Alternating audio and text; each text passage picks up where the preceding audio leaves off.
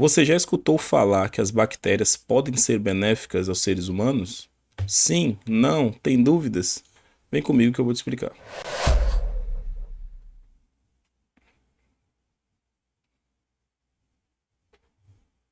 Olá pessoal, tudo bom? Eu sou Wagner Silva, esse é o canal Ciência 23 e no vídeo de hoje nós vamos falar sobre o reino Monera.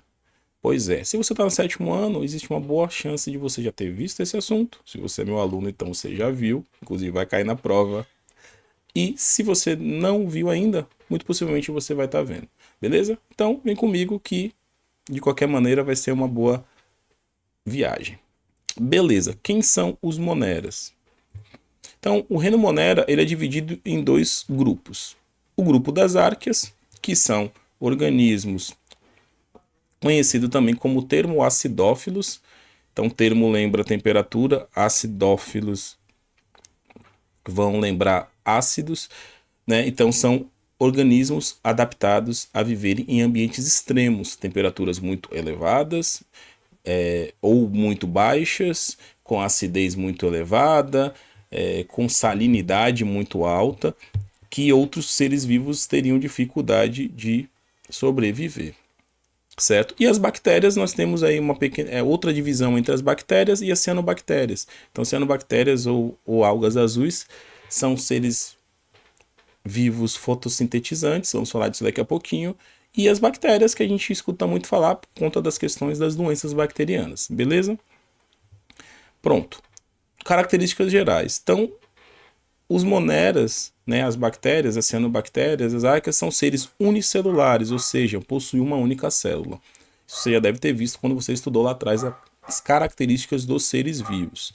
Procariontes, né? Então, vale lembrar que procarionte é aquele tipo de célula mais simples quando comparado à célula de um animal ou de uma planta, em que o material genético ele está ali solto no citoplasma, ele não tem uma membrana nuclear, né, ou carioteca que delimita, que meio que protege esse DNA, podemos dizer assim, de certa forma, e ele está solto ali no citoplasma. Então são células mais simples que a gente vai encontrar nesse grupo. Quanto ao ambiente que vivem, então eles exploram diversos ambientes, desde ambientes aquáticos, o solo, o ar e os parasitas, né, que são aqueles ali que a gente conhece como causadores de doenças. Tá, quanto à alimentação, quanto à nutrição, nós temos aí uma certa variedade. Nós temos as cianobactérias, né? Como eu disse, as algas azuis que são seres fotossintetizantes, têm capacidade de fazer fotossíntese. Nós temos bactérias autotróficas, que não vão fazer fotossíntese, mas têm a capacidade de utilizar de outros componentes, outras substâncias e produzirem ali o seu alimento. E nós temos as bactérias heterotróficas, que são aquelas que não vão ter capacidade de produzir, de sintetizar seu próprio alimento. Então elas podem ser decompositoras, que é como, por exemplo, a gente escuta muito falar quando a gente estuda as cadeias alimentares, né? Dos decompositores e os parasitas que vão estar ali associados a algum outro ser vivo e vão estar ali obtendo algum tipo de recurso para benefício próprio. Beleza? Quanto à respiração. Quanto à respiração, nós temos aí as bactérias aeróbicas, que são aquelas bactérias que vão fazer respiração celular, então elas vão fazer uso do oxigênio para manter ali o seu metabolismo. E as bactérias anaeróbicas, que são bactérias que conseguem sobreviver na ausência de oxigênio. E aí a gente tem o exemplo da fermentação, né? Bactérias que realizam o processo de fermentação, ao qual elas conseguem ali obter ali esses recursos importantes para o seu metabolismo, né, para a obtenção de energia e para a sobrevivência. Vamos falar um pouquinho disso lá no final do vídeo. Quanto à reprodução, a reprodução das bactérias ela é geralmente, sua grande maioria, uma reprodução assexuada. Então vale lembrar que na reprodução assexuada, como na figura, um indivíduo ele consegue se reproduzir de forma independente, sem a necessidade de encontrar um parceiro, e nesse caso aqui, a gente tem uma bactéria que ela consegue fazer a duplicação do seu material genético, depois ela vai se dividir, e aí a gente vai ter aquilo que a gente chama, né, de que uma célula mãe dá origem a duas células filhas. Então esse é um tipo de reprodução muito comum no reino Monera. E como tudo na vida, tem vantagens e desvantagens. Uma das vantagens já ficou claro no início, quando eu disse que não há necessidade de encontrar um parceiro para reprodução.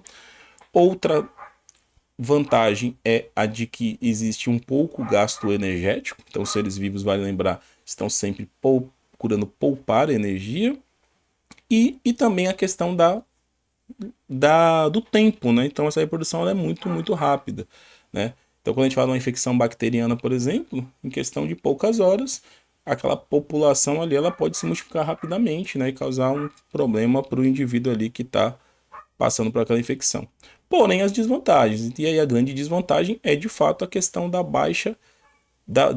da baixa ou da pouquíssima variabilidade genética, porque os filhos, né, as duas células aqui no final, elas são clones da sua mãe, né, uma vez que não há recombinação, que não há compartilhamento de material genético com outro indivíduo, beleza? Mas elas estão aí até hoje, né? Então as que estão aí, de alguma maneira, estão bem adaptadas. Quanto à classificação, nós temos uma classificação fortemente focada na forma desses organismos. Então aqui a gente tem na imagem aqui vários tipos, né, de bactérias, né? Então os cocos, né, que são essas bactérias em formato cilíndrico, os streptococcus, que aí quando você vê uma cadeia de bactérias nesse formato, você tem os bacilos, que são um formato um tanto cilíndrico, os espirilos, que são bactérias no formato espiral, e os vibriões, que são aqui nesse formato diferenciado, parece uma vírgula, né? No fim das contas, certo? Então, a partir da imagem, né? Da imagem que eu digo é a forma de uma bactéria, a gente consegue olhar e ter uma noção de qual grupo ela está inserida. Tá, e aí como eu disse, né, não tem como falar de bactérias e não falar de doenças, né, que é na verdade a nossa maior relação, pelo menos desde cedo, quando a gente escuta falar desses seres vivos. Então existe várias doenças associadas às bactérias, né, a tuberculose aí é um bom exemplo, né, uma doença infectocontagiosa que pode ser transmitida aí pela saliva, né, por secreções, uma doença que no passado vitimou muitas e muitas pessoas, mas que ao passar do tempo foi feita uma vacina, né, que obviamente ajudou bastante a controlar aí o número de casos. Então a gente tem a vacina BCG, que é uma vacina extremamente importante no combate à tuberculose e às suas variações. Outro caso também é a caso da leptospirose, que é uma doença transmitida aí pela urina do rato, dos roedores de forma geral contaminados, certo? E que aí pode causar uma série de problemas nos fígado, nos rins, em alguns casos neurais, né? Questões em casos mais avançados, problemas do sistema nervoso, e que tem aí sua maior índice de transmissão na água contaminada pela urina. Então, no caso de enchentes, principalmente, é um caso aí que leva grande risco para a população. A cólera é um outro caso de doença bacteriana, né? Então, o vibrião, né, da cólera, ele pode estar tanto na água quanto em alimentos. Então, uma vez ingeridos esses alimentos ou essa água contaminada, a pessoa vai contrair e vai ter aí uma série de questões aí intestinais, né? Diarreias, enjoos e desidratação. Lembrando que em casos mais severos, todas essas doenças elas podem ser fatais. E vale lembrar no caso da tuberculose, que talvez eu não tenha comentado lá no início, ela está fortemente associada a problemas pulmonares, né? Então a figura mostra bem ali que é onde a bactéria se aloja e consegue se desenvolver bem. Então a pessoa aí com tuberculose vai ter muitas questões de tosse muitas vezes com sangue, né, em casos mais severos, febre, enfim, uma série de incômodos aí nesse sentido, beleza? Tá.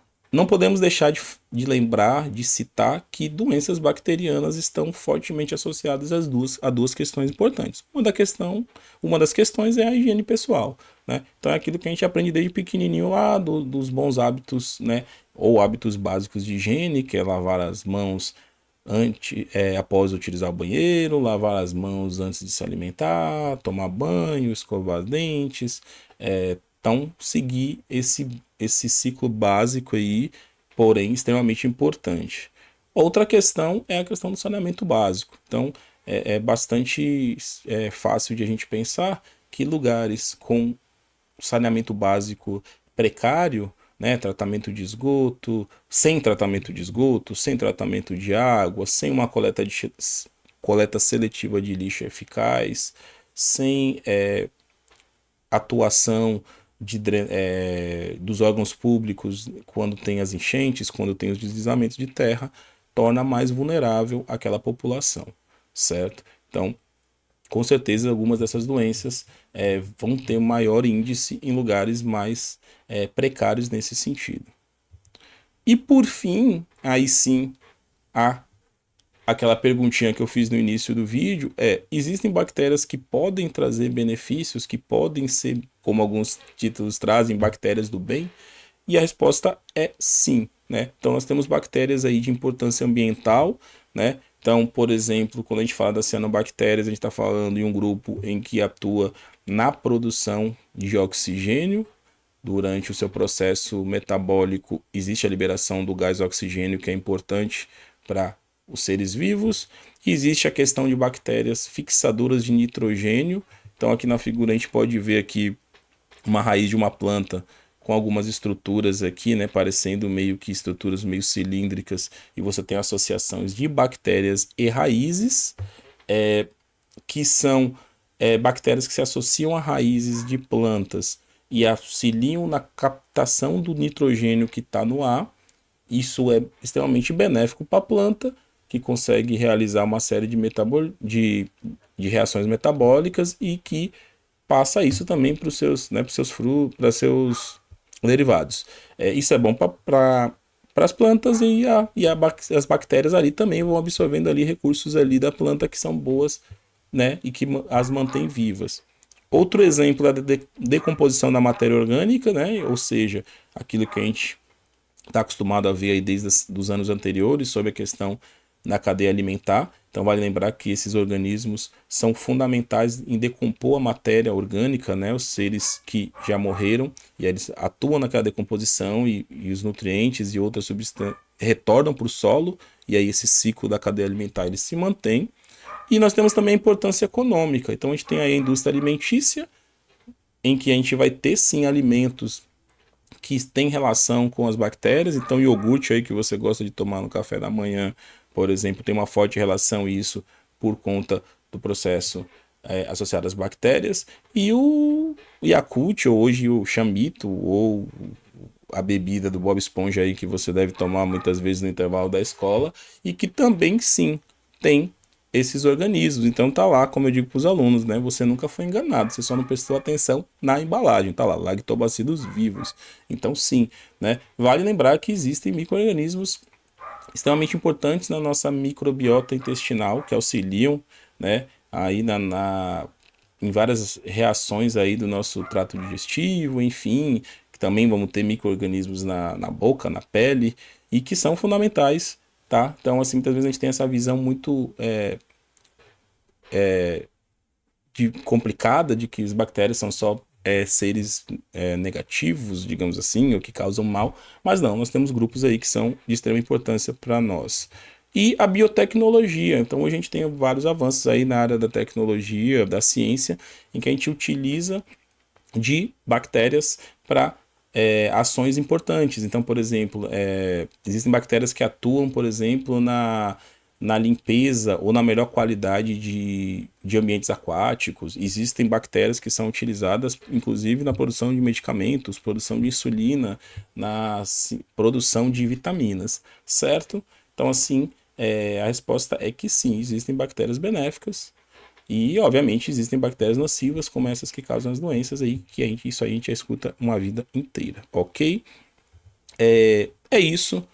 Então, espero que tenha dado para ajudar a dar uma boa revisada aí, ou se você ainda não viu, já dá um início no assunto. Se você ainda não é inscrito no canal, se inscreva para ficar ligado e receber os próximos vídeos. Se inscreve lá no Instagram também, Ciência_23, para ficar atento a tudo. E é isso daí. Se for alguma dúvida, sugestão, pergunta, coloca nos comentários que eu respondo assim que possível. Valeu, um grande abraço, até a próxima.